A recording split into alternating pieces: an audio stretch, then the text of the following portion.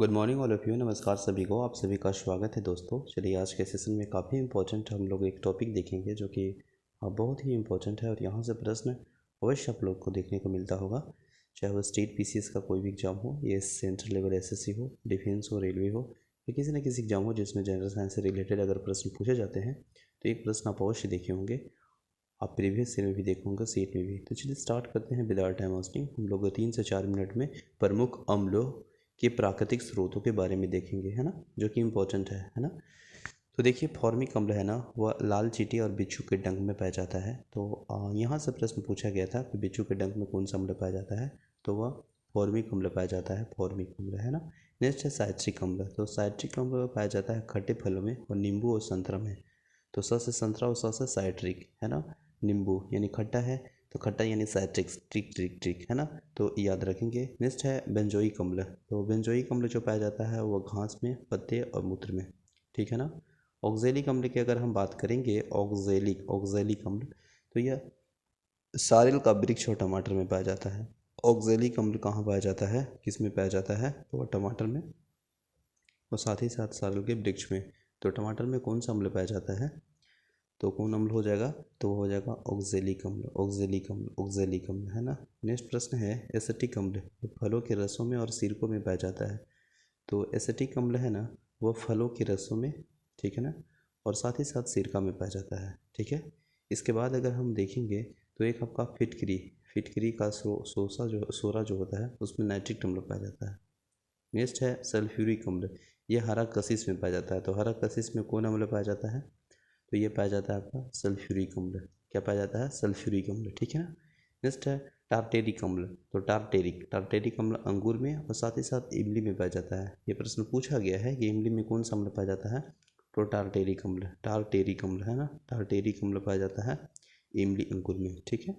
तो चलिए ये हो गया। इसके बाद देखिएगा दूध में, तो लैक्टिक अम्ल हम सभी जानते हैं, लैक्टिक अम्ल पाया जाता है मिल्क में, दूध में, ठीक है ना।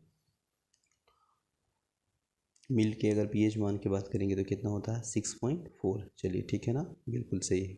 इसके बाद नेक्स्ट लैक्टिक अम्ल, तो ये दूध में हो गया। प्रोटीन में कौन सा अम्ल पाया जाता है, तो अमीनो अम्ल, अमीनो अम्ल प्रोटीन में पाया जाता है, अमीनो अम्ल याद रखेंगे, प्रोटीन में पाया जाता है, ठीक है ना। इसके बाद पाचक रस में पाया जाता है हाइड्रोक्लोरिक अम्ल, हाइड्रोक्लोरिक अम्ल। कच्चे सेब या फल में पाया जाता है आपका मौलिक अम्ल, है ना। मौलिक अम्ल किस में पाया जाता है, कच्चे फल और सेब यानी एप्पल में, ठीक है ना। तो एप्पल में कौन सा अम्ल पाया जाता है, मौलिक अम्ल, यानी मौलिक मतलब ऐसे रिलेट करने का याद करेंगे, महत्वपूर्ण है यानी मौलिक है ना। तो यह सेब में पाया जाता है मौलिक अम्ल। चाय में अगर बात करेंगे तो टेनिक जो अम्ल होता है वह चाय में पाया जाता है और मूत्र में पाया जाता है यूरिक अम्ल, है ना। तो ये याद रखेंगे, मूत्र में कौन अम्ल पाया जाता है, यूरिक अम्ल। और मूत्र का पीएच मान कितना होता है बताइए, 6 होता है ना। 6.4 कितना किसका होता है, दूध का पीएच मान होता है। शुद्ध जल का पीएच मान 7 होता है ना। इसके बाद इम्पोर्टेंट और देख लेते हैं, जैसे आपका कभी कभी दूध में तो पूछ देता है जो कि 6.4 हो गया। समुद्र जल में 8.4 होता है पीएच मान ना, बिल्कुल। लार की अगर हम बात करेंगे तो लार में पीएच मान कितना होता है, 6.5 होता है, ठीक है ना।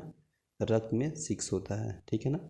देखिए एक तरह से हम लोग रिविजन कर लेते हैं पीएच मान। जैसे हम बोले थे शुरू के मिल्क में पीएच मान 6.4 होता है, ठीक है ना, ये मिल्क में हो गया, ठीक है।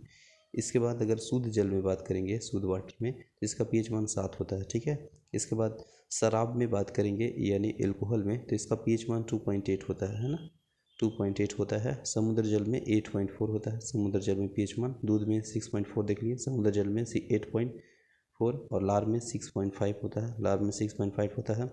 और रक्त में होता है 7.4, है ना, रक्त यानी ब्लड में। नींबू में 2.2, दो दो नींबू होते हैं ना जोड़ा में, तो इस तरह 2.2 याद रखेंगे। कॉफ़ी में 4.5 आ जाता है ना, 4.5 से 5.5 तक होता है, ठीक है ना। तो चलिए इंपॉर्टेंट हम लोग पीएच मान भी देख लें जो कि काफ़ी इंपॉर्टेंट है। तो आई होप सेशन अच्छा लगा होगा। Thank you so much for watching this session. मिलते हैं नेक्स्ट सेशन में, तब तक के लिए बने रहें। जय हिंद।